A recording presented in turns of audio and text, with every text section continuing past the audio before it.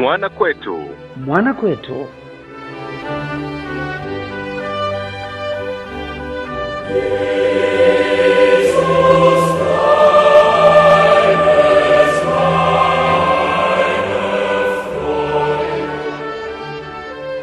Tarehe 7 Septemba nimeondoka nyumbani, nilikuwa Dodoma.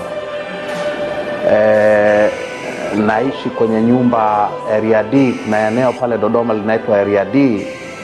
Kuna maghorofa mengi ndio wanakaa viongozi wa serikali, naibu spika yuko mle. Ile jengo nalokaa mimi chini anakaa waziri wa madini enzi hizo Kalemani. Upande wa pili chini kuna katibu mkuu nafikiri TAMISEMI. Huku juu nilikuwa mimi na aliyekuwa waziri wa afya Haji Mponda. Lakini makazi ya viongozi na yanalindwa muda wote. Nimeishi pale tangu 2010. Kwa siku hii nimeondoka asubuhi nyumbani, naenda bungeni. Nimekwenda bungeni, kulikuwa na mjadala wa kitu fulani hivi. Tulikuwa tunajadili habari ya Malawi na Tanzania na mto Songwe, bonde la mto Songwe. Tumezungumza, nilikuwa mwisho wa pili kutoka mwisho kuzungumza katika ile session ya asubuhi inayoisha saa 7 mchana. Basi nilipozungumza nikatoka nje, nikampigia dereva wangu simu aje anichukue twende nyumbani tukale chakula cha mchana. Mimi siku zote nakula nyumbani, napikiwa ugali na maziwa mtindi. Dereva njoo, akaja getini akanichukua tukaondoka. Ukiwa bungeni miaka ile, njia rahisi ilikuwa inapita katikati basically ya uwanja wa ndege. Sasa ilikuwa imefungwa ile kwa sababu uwanja wa ndege ulikuwa unafanywa matengenezo, ile barabara yake ilikuwa inarefushwa. Kwa barabara ya magari ilikuwa imefungwa. Kwa hiyo uende area D inabidi uende mjini, upite katikati ya mji huko, utokee ule upande wa barabara ya Iringa, ya Singida, ya Arusha, alafu upite area C ndio uende area D. Kaelekea mjini. Nimepita roundabout ya kwanza, roundabout ya barabara ya Singida, tukapita roundabout ya barabara ya Arusha ambayo inapakana na uwanja wa ndege. Tulivyoipita, dereva wangu akaniambia kuna watu wanatufuata. Kuna magari mawili yanatufuata nyuma, na nimekuwa nayo sasa tangu mjini. Hayaendi kasi, hawataki kuovertake, wenye haraka zao wananani, lakini haya magari mawili yanatufuata nyuma. Nazungumza na dereva wangu, naambia ama polisi wananifuatia nini saa hizi? Kwa sababu kwenye akili yangu mimi huwa nasumbuliwa na mapolisi. Watu wanaonifuatafuata huwa ni mapolisi. Hasa namuuliza dereva, hii wiki mbona nimekuwa kimya sana, sijazungumza chochote cha kuwafanya wakose nani, wakose raha? Wana shida gani na mimi saa hizi? Twende nyumbani, tutajua. Tumefika mbele kidogo, tukaingia sasa area C. Tuko nao magari mawili, Land Cruiser nyeupe halafu na Mitsubishi. Hizi Mitsubishi zinafanana kama RAV4 hivi, juu nyeupe halafu pembeni ina rangi kama brown hivi. Wako karibu kabisa na sisi na gari yetu. Naenda taratibu, tukikata kona wanakata kona, tukiongeza speed wanaongeza speed, hivyo tumekwenda mpaka area D. Tumekaribia getini. Kama kuna mtu anafahamu iliko Club 84. Club 84 ni kama mita 20 hivi kutoka geti la kuingilia kwenye hayo makazi. Tulipopita Club 84, ile Land Cruiser nyeupe ikapull pembeni, ikapaki pembeni. Mitsubishi sasa ikaja, tukaingia nayo getini. Sasa ile geti huwa inafungwa muda wote, na huwa kuna walinzi 2 watatu muda wote, wana silaha. Siku hii geti iko wazi, hakuna mlinzi. Lakini unajua sasa kama mnapita, huwezi ukafikiria kwamba hii geti iko wazi sababu ya hawa watu wanaonifuata nyuma. Sikufikiria hivyo, lakini ilikuwa ni ajabu kidogo kwamba geti iko wazi na hakuna mlinzi. Kawaida unasimama, mlinzi anachungulia nani yuko ndani, kama unahusika mle ndani anakufungulia, unaendelea na nani. Hakuna mlinzi, geti iko wazi. Tukapita tukaenda sasa kwenye hili block nakoishi. Ni block la mwisho kwa upande huo wa kushoto, niliseme hivi. Kama unakwenda hivi ni mablock yako matano, na kwangu ni block E. Basi tunakwenda tukaingia kwenye parking. Hao wenye gari hawa wapo nyuma. Sasa bahati nzuri, unajua nisemeje, bahati nzuri siku hiyo, for some reason, ile parking magari yalikuwepo mengi sana. Kawaida huwa gari yangu na ya Waziri Kalemani labda na ya Mponda huwa hakuna watu, hawarudi mara nyingi nyumbani ya kula. Lakini hiyo siku magari yalikuwa mengi kidogo. Kwa nafasi za parking zimechukuliwa, imebaki hii moja. Kwa sababu niko mbele, nikaingia kwenye hiyo parking. Wakaja hapo nyuma, yani karibu sana, hatuzungumzi mita 10, ni hapa. Wakaja upande wa kushoto, wanatafuta na eneo la kupaki, kuna magari. Wakarudi, wakaja upande wa kulia, kuna magari. Wakageuza gari kuelekea walikotokea. Dereva wangu kaniambiaje, hebu usishuke tuone watafanya ni kina nani, watafanya nini. Hebu kaa kwanza. Tukasubiri, waliogeuza wakasubiri na wao. Sasa unajua, nafikiri sasa kwa sababu ya yaliyotokea, labda wanaona wanachelewa. Mmoja akatoka kwenye siti ya nyuma akaenda siti ya abiria mbele. Alishuka kabisa, sio mbali, akashuka kaenda siti nani kwa nje, sasa kwa upande wa passenger wa mbele. Akazungumza kitu kidogo pale. Nafikiri alikuwa anauliza tunafanyaje, jamaa hashuki na hatuna nini, labda hatuna mtu, tunafanyaje? Wakazungumza kidogo, akarudi ndani. Mimi natazama kwenye kioo.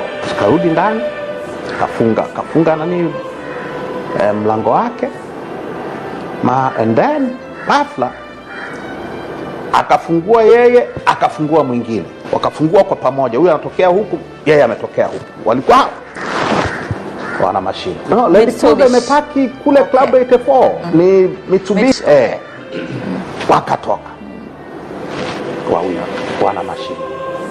Sasa hapo wakaachia. Huwezi ukafikiria, kwa sababu ni rahisi kuzungumza hapa, utafikiri ni kama ni ile slow motion. Hakuna slow motion, ni haraka. Yani wametoka, wamefungua mlango, wametoka na mashine, bang bang bang bang bang. Mashine nani hizi wanazotembea nazo, manani mapolisi za nani SMG. Kelele ile, mlio. Sasa mambo yanafanyika haraka sana. Ni kama nasema nazungumza, nafikiri slow motion, lakini ni haraka sana. Wapiga wakati walivyoanza tu, dereva wangu kanipiga nani, alikuwa amekaa upande wa piga kunivuta upande wake, yeye akaruka, kapotea.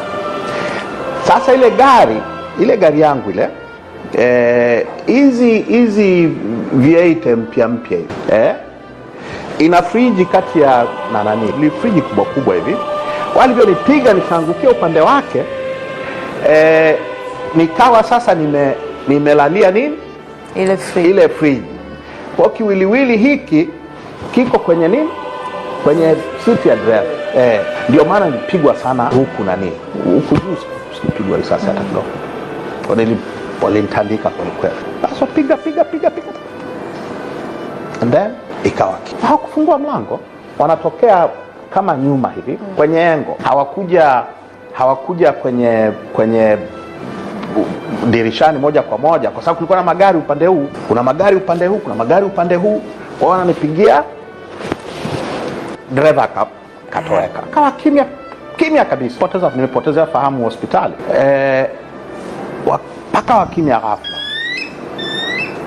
Then nikamsikia sasa nani, Dada wangu wa kazi, dada Amina, ambaye huwa ananitunzia nyumba, ananipikia, alikuwa anatusubiri. Amesikia gari imekuja, anatusubiri ande tukale. Anasikia nini? Risasi huko na nini. Akakimbia, anatoka nje kuja kwenye balcony. Akaona sasa gari ilivyochakazwa. Nilimsikia anapiga kelele, sijui ni kelele. Sasa kaja pale, dereva wangu naye akatoka alipokuwa amejificha. Sasa nakumbuka nilijaribu kwa sababu nilikuwa nimelala hivi, nikajaribu kujinyanyua, yaani ninyanyua kichwa. Sasa hii mikono hii ilikuwa imevunjwa, imepigwa, yaani niliweza kunyanyua kichwa tu. Basi wakaja wakaninyanyua, wakaniweka sawa sasa kwenye siti.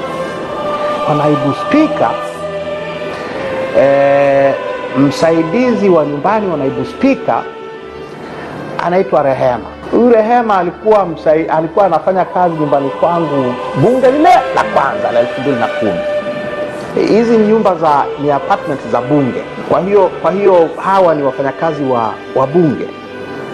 Kwa Rehema anafanya kazi sasa kwa nani? Kwa naibu spika. Alikuwa anafanya kazi kwangu miaka 5 ya kwanza. Ana gari. Kwa Damina akasema twende tukamchukue Rehema, ana gari, tuje tumpeleke anko hospitali. Kila mtu anita anko. Wakakimbia hapo, bahati nzuri Rehema yupo. Akaleta gari yake, wakaninyanyua, akaniingiza kwenye gari yake. Basi tukakimbia hospitali. Nilikuwa sipoteza fahamu kabisa. Kwa nimwambia Simon wangu, mpigie mwenyekiti, mpigie nani, wapigie wangu. Basi akimbizana hivyo mpaka nimefika hospitali. Bahati nzuri sasa, unajua Dodoma sio mji, magari sio mengi. Kwa hiyo tuliwahi hospitalini. Nafikiri kati ya kutoka pale kwangu mpaka hospitali maybe tulichukua dakika sana 15. Kwa nilivyofika, nimekuta mwenyekiti amefika. Mwenyekiti alivyopata habari, alikuwa kwenye kikao mahali, akakimbia akatangulia. Kwa hiyo basi nimefika pale, wakanitoa kwenye gari, nikawekwa kwenye kwenye wheel. Mwanzo nilikuwa sina maumivu kabisa, lakini pale nilianza kusikia maumivu. Nikamwambia mwenyekiti, watu wananipiga sana. Basi nikaingizwa ndani.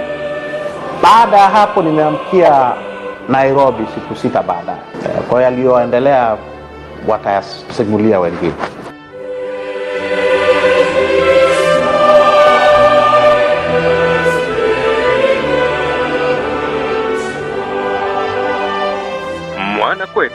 Mwana Kwetu.